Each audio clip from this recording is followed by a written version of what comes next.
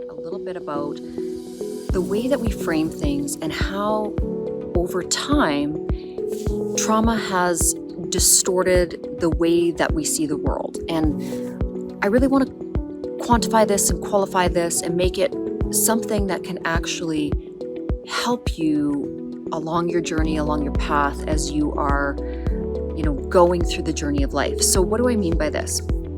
When we're born, each and every one of us usually has a very innocent perspective, and we are always excited. We're very innocent. Everything that we experience is new and good and exciting, and we don't, from that very youthful perspective, we don't anticipate terrible, scary things happening. And then as we grow up and as we move through the different chapters of our lives, we come up against different scenarios, which are traumatic situations, which cause us to think differently about the world and start to frame the world in a different way. And this can be very detrimental in terms of our view of others, the way that we see things, the way that we frame things.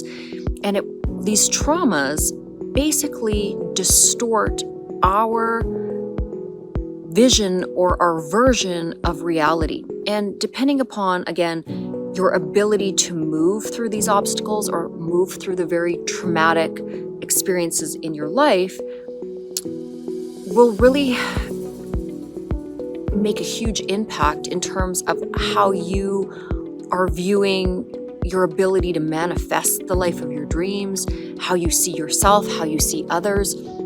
Again, when you bump into a lot of kind of nefarious characters or people that don't have your best interest in mind and take advantage of you, they're spiteful, they create a lot of drama in your life, you start to see the world through the lens of this negative traumatic or these negative traumatic scenarios that have played out during your life. And I mean, this can be okay. It's important that you guard yourself against these kind of things, that you pay attention to them. But where it can become a really negative, distorted force in your life is when you are really seeing each and every individual that you come across through this lens that was basically molded by previous traumatic experiences. Then you never really open yourself up to the newness of great experiences coming into your life. So again, you really have to understand the way that trauma, loss, pain, suffering affects the psyche. It literally leaves an imprint on your consciousness that paints, everything thereafter with its brush. So you're constantly cycling back to these moments of trauma, and you're having that trauma often replay over and over and over in your life because, again, that's the lens or that's the way that you are framing your external world. So where this kind of gets interesting, or where you can really see a change or catalyst for positive change, is when we look at the spiritual awakening or the spiritual experience. Because when we have a transcendental experience where we, for no particular reason, start to feel like the world is safe, like the world is working with us, that there is an aspect of God in everything, we start to dissipate or deconstruct a lot of those traumas that caused us to see the world as a scary place in the first place. So when we allow ourselves to kind of relax into this state where we can feel that the universe is always working for our greatest good. Every lesson, every person we encounter, every circumstance is actually there to guide us and help us and move us forward. And when we start seeing existence, our own existence, and the world at large and the reflections of others around us, when we start to realize that everybody is coming into our lives for a reason, even if they're triggering us, even if there's things that specifically about that individual or that group or that situation that bring up triggers that bubble up from our subconscious, it's still meant as a catalyst to move us forward in our growth as a soul. So once we are kind of traveling along a spiritual journey, once we've opened up to the idea that there's more to everything than just the material world, what we'll find is that our consciousness will literally have more intense, with more frequency. It will experience these pervasive, blissful moments that cause us to feel so integrated with everything that is, that it makes us excited, it makes us want to share what we've experienced, and slowly disintegrates all of the fears, the worries, the suffering, the story that we have traveled along for so many years in this very three-dimensional world.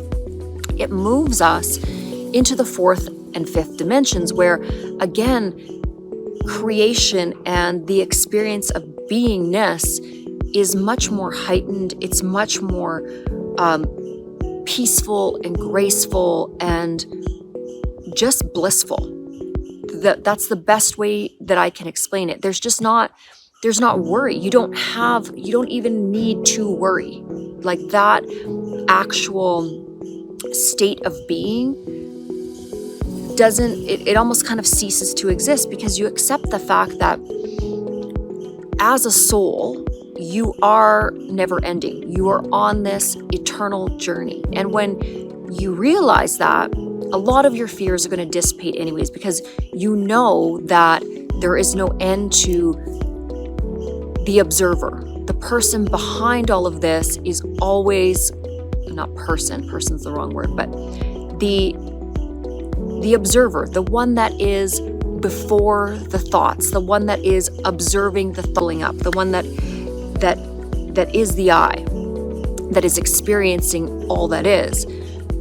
You come to a very grounded, sacred place where you realize that it's all always going to be okay, and you don't need anything. You don't require any other being or any other person to complete you.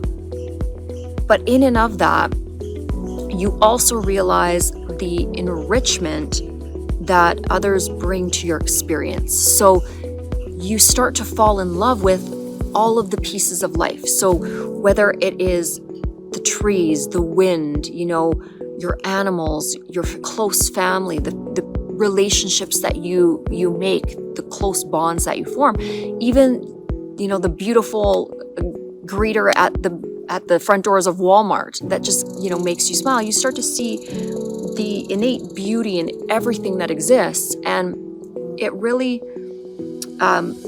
that's the point where you start dissolving the trauma, where you can kind of let go of all of the things that came before and realize that truly you are the creator of your future, and that it's all in your hands and it's all mind, and it's all about creating those positive thought forms and not getting tripped up by the things that the ego bring to the surface. So again, really understanding that no matter what phase you're in, there is a possibility to lift yourself and rise above it. One of the most powerful lessons that we can integrate into our beingness is the understanding that everything in the universe is always working for our greatest good. That everything that came before this moment was to help you get to this place where you are now. If you're going through trauma, depression, anxiety, lack of faith, lack of feeling like you belong, all of these things are important to the journey in the sense that it builds a lot of character and it causes a lot of questioning. And I think a lot of times people, when they're in this state, because I've gone through these periods in my life where I didn't understand why spirit was taking me down the paths that I was traveling. I mean, it felt very uncomfortable, very traumatic for myself. I felt that there was a lot of suffering in the things that I had witnessed and experienced. And, when the bottom falls out, it feels uncomfortable.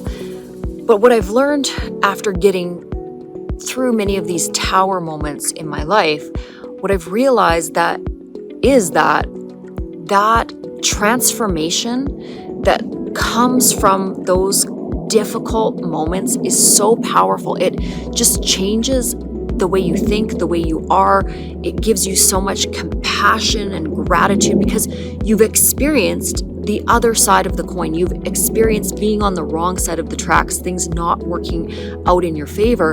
And then when things do start working out, you have so much immense gratitude for everything that is flowing to you. It becomes such a beautiful experience. I would never trade all of the hardships that I've gone through, and I wouldn't have wanted to speed up the process because, again, my personal journey, where I am now, everything means so much. There is so much depth to every moment. There's so much gratitude in every moment.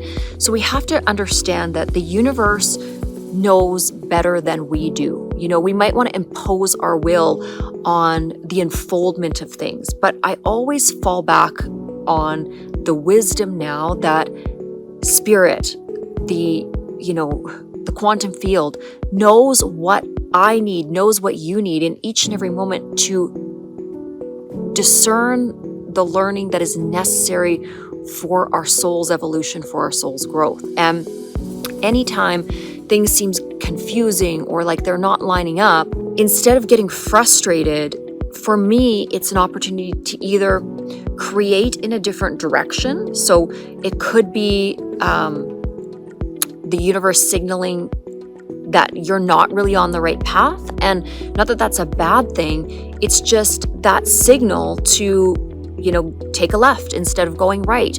And when you start to realize that if there's a lot of tension in a certain direction, it's probably maybe not the way to go. And start to look for the ease in the momentum. When things just kind of unfold and they're very easy and there's not a lot of tension in them, that usually means that the universe is guiding you in that direction. Now, this isn't going to be for absolutely everything. I'm not suggesting that everything needs the easy way out, because there are certain aspects of becoming that require you to do the hard work, and it is the hard work that builds the character.